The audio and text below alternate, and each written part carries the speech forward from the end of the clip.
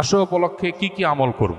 মুহররম আসলেই মুআবির রাদিয়াল্লাহু তাআলাকে নিয়ে বিভিন্ন আলোচনার জন্ম নেওয়া হয়। হযরত মুআবির রাদিয়াল্লাহু তাআলা কি সাহাবী ছিলেন? আশুরা রোজার ফজিলত কি এবং এবছর আশুরা রোজা কবে রাখতে হবে? আশুরা রোজার ফজিলত সম্পর্কে আমরা সবাই কম বেশি জানি। নবী করিম সাল্লাল্লাহু আলাইহি সাল্লাম থেকে প্রসিদ্ধ হাদিস রয়েছে, সহিহ মুসলিমে বর্ণিত হয়েছে। আবু কাতাদা রাদিয়াল্লাহু তাআলা বর্ণনা করেছেন যে নবীজি ইরশাদ করেছেন, সিয়ামু ইয়াউমি আশুরা আহতাসিবু আল্লাহি আন ইউকাফিরা আস-সানাতাল্লাতী ক্বাবলাহ। আশুরার রোজার ব্যাপারে আল্লাহর প্রতি আমার ধারণা হলো যে এর মাধ্যমে এক বছর পূর্বের গুনাহ আল্লাহ তাআলা মাফ করে দিবেন। এবং আশুরার এই রোজা এটা কতদিন যাবৎ পৃথিবীতে রাখা হচ্ছে সেটার উত্তর হলো মুসা আলাইহিস সালামের সময় থেকে রাখা হচ্ছে। তার মানে কয়েক হাজার বছর ধরে এই আশুরার রোজা পৃথিবীতে রাখা হয়। এমন একটা ইবাদত যেটার ধারাবাহিকতা হাজার হাজার বছর। তো এই আশুরার রোজা রাখার গুরুত্ব অপরিসীম। সাহাবায়ে কেরাম নিজেরা তো রাখতেন, নিজেদের বাচ্চাদেরকে পর্যন্ত এই রোজা রাখতে উদ্বুদ্ধ করতেন যারা রোজা রাখার মতো তাদেরকে, এবং সেই সাথে তাদেরকে খেলনা ইত্যাদি দিয়ে ভুলিয়ে রাখতেন। এটা ছিল নবী সাল্লাল্লাহু আলাইহি সাল্লামের সাহাবায়ে কেরামের সুন্নাহ। সেজন্য আশুরার রোজা আমরা রাখার চেষ্টা করব ইনশাআল্লাহ। এই বছর আশুরার রোজা আমরা কখন রাখব সেটার উত্তর হলো, আজ বাংলাদেশে এবং এ অঞ্চলে যেহেতু একদিন পরে চাঁদ দেখা যায় মিডিল ইস্টের তুলনায়, সো আমাদের এখানে আজ ৮ই মুহররম। ৮ই মুহররম যেহেতু আজকে সন্ধ্যার পর অর্থাৎ শুক্রবার সন্ধ্যার পরেই ৯ই মুহররম শুরু হয়ে যাবে। আর আশুরা রোজার মধ্যে সবচেয়ে উত্তম হলো ৯ এবং ১০ই মুহররম রোজা রাখা। ১০ই মুহররম আশুরার দিন, আশুরা মানেই হলো মুহররমের ১০ তারিখ বা ১০ম দিন, অতএব সেটা তো আছেই।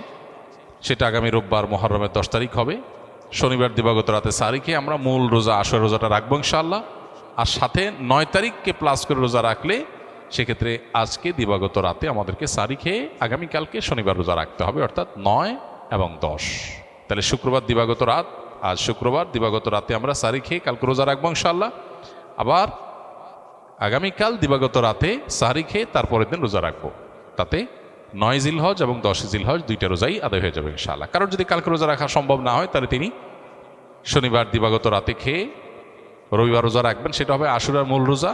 আর রবিবার দিবাগত রাতে সারি খেয়ে সোমবার তিনি রোজা রাখবেন, তাতে হবে আপনার ১১ই জিলহজের রোজা। আর সোমবার তো সাপ্তাহিক নফল রোজা আছেই, সেক্ষেত্রে আমরা টানা ৩টা রাখতে পারি। শুক্রবার দিবাগত রাত, শনিবার দিবাগত রাত, এই দুইটা আশুরা। আর রবিবার দিবাগত রাত হলো কিসের? সোমবারের সাপ্তাহিক নফল রোজা। তাহলে টানা 3টা রোজা হয়ে গেল। আর যদি কেউ একের ভিতর 2 চান, মানে শর্টকাটে, তাহলে সেক্ষেত্রে শনি আর রবি রাখলে রোববারেরটা ডাবল নিয়ত করতে পারেন। 11ই মুহররম হিসাবে রোজা, আবার সোমবারের রোজা, দুইটা সবই একসাথে পাওয়া যাবে। আর যদি কেউ 3টা রাখেন তাহলে তার সব বেশি, এটা বলার অপেক্ষা রাখে না। অতএব আশুরা রোজাগুলো আমরা রাখার চেষ্টা করবো ইনশাআল্লাহ। এদিন আল্লাহ রাব্বুল আলামিন মুসা আলাইহিস সালামকে বিজয় দিয়েছেন, সত্যের বিজয় দিয়েছেন। আর অসত্য বা ফেরাউন বাহ্যিকভাবে শক্তিশালী মনে হলেও দীর্ঘদিন অহমিকার সুযোগ আল্লাহ তাআলা ছাড় দিয়ে একটা পর্যায়ে তাকে চরম পরিণতি বরণ করতে বাধ্য করেছেন। সেই ঐতিহাসিক দিন আল্লাহ নবী মুসা আলাইহিস সালাম সেটার জন্য আল্লাহর কাছে শুকরিয়া আদায় করে তিনি রোজা রেখেছেন, এবং তার অনুসরণে আমরাও রোজা রাখি। এবং ইয়াহুদীদের রোজার চাইতে আমাদের রোজা যেন ভিন্নতর হয় সেজন্য আমরা 2টা রোজা রাখি। এবং সেই 2টা রোজার ভিতরে সবচেয়ে উত্তম হয় ৯-১০, ৯-১০ না পারলে ১০-১১, এই 2টা ধাপের রোজা। আর যদি সেটার কোনোটাই সম্ভব না হয়, শুধু একটাই রাখতে পারে, তাহলে 10 তারিখের রোজাটাও রাখা যেতে পারে, যদি অনেক কোনো সেটাকে নিষেধ করেছেন। আশুরা উপলক্ষে কি কি আমল করব। আশুরা উপলক্ষে সর্বপ্রথম এবং প্রধান আমল হলো রোজা রাখা, যেটা আমরা এতক্ষণ বললাম। মুহররমের 10 তারিখ এবং তার সাথে 9 তারিখ, এই 2টা রাখা উত্তম। কারণ নবী সাল্লাল্লাহু আলাইহি সাল্লাম বলেছেন, যদি আমি আগামী বছর বেঁচে থাকি তাহলে আমি 9-10 রোজা রাখবো। এই জন্য 9-10 রাখাটা উত্তম, এটা নবীজির স্বপ্ন ছিল, আকাঙ্ক্ষা ছিল। আর না হলে 10-11 রোজা রাখা, এটা হলো আশুরার প্রধান আমল। দ্বিতীয়ত, আশুরার এই দিবসের শিক্ষাটা গ্রহণ করা, এটা নিয়ে খুব বেশি আলোচনা হয় না। আলোচনা হয় শুধু আশুরার রোজা নিয়ে, ইতিহাসও আলোচনা হয়, কিন্তু আশুরার চেতনা কি, আশুরার শিক্ষা কি, আশুরা আমাদেরকে কি বার্তা দেয়, সেটা নিয়ে আলোচনা হয় না। সেটা আমরা আজকে আলোচনা করার চেষ্টা করেছি আলহামদুলিল্লাহ। অতএব আশুরা উপলক্ষে প্রতি বছরই আমাদের এই শিক্ষাটা ধারণ করা দরকার যে সত্যের বিজয় হবেই হবে দুদিন আগে আর দুদিন পরে, আর অসত্য এবং বাতিল লাঞ্ছিত, অপমানিত, পরাজিত, নিমজ্জিত হবেই হবে, সেটাও 2 দিন আগে বা পরে। ফেরাউন শক্তিশালী ছিল, ফেরাউন ক্ষমতাবান ছিল, জালিম ছিল, তাই বলে তার পক্ষাবলম্বন সত্যের অনুসন্ধানে মানুষরা করে নাই। মুসা আলাইহিস সালাম দুর্বল ছিলেন, তার অনুসারী বনী ইসরাঈলও দুর্বল ছিলেন, তারা শোষিত ছিলেন, আর ফেরাউন শোষণকারী ছিল। এই দুইয়ের মধ্যে আল্লাহ তাআলা চূড়ান্ত হাসি, শেষ হাসি, চূড়ান্ত বিজয় এটা দান করেছেন কাকে? মুসা আলাইহিস সালামকে। অতএব সত্যের বিজয় হয় 2 দিন আগে আর পরে।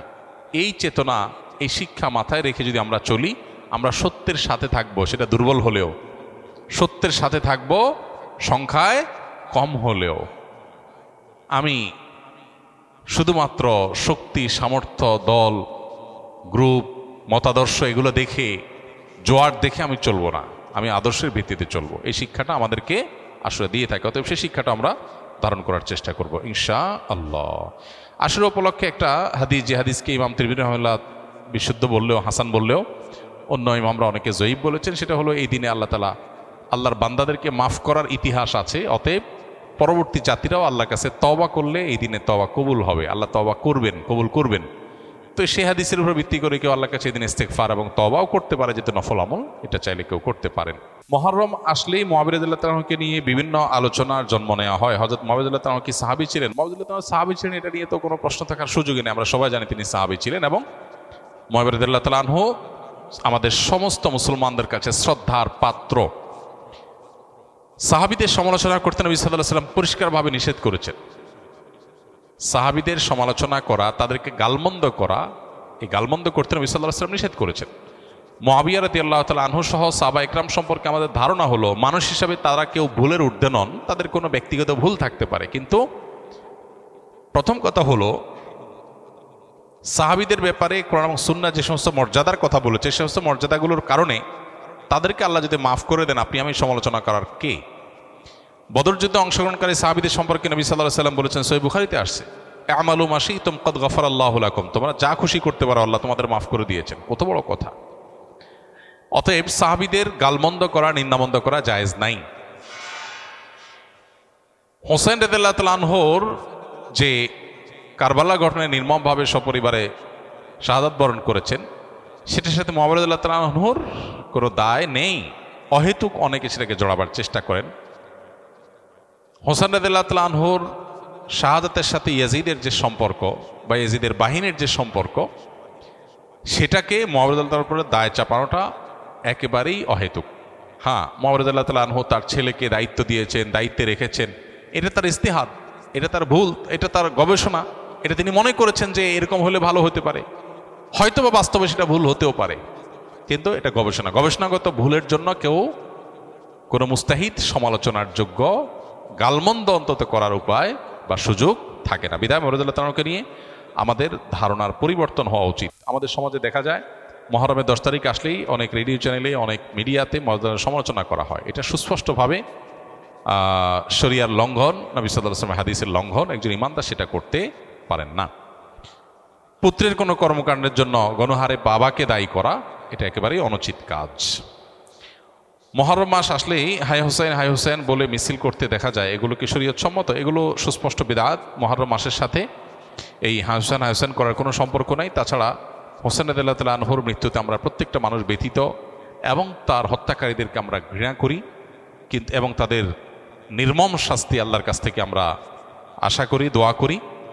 কিন্তু সেই সাথে তাকে ঘিরে সারা বছর জুড়ে বা যুগ যুগ ধরে এই শোক পালন করা, শতাব্দীকে শতাব্দী পর শোক পালন করা, এটা শরিয়ার কোনো বিধান নয়। শরিয়ার বিধান হলো লা ইহদাদা ফাওকা সালাসাতি আইয়াম, 3 দিনে বেশি কোনো শোক পালন করা চলবে না। বিধায় আমরা তার শোকে মুহ্যমান, তার ব্যথায় ব্যথিত, কিন্তু এর মানে এই না যে আমরা এটা বছর বছর পালন করে যাব।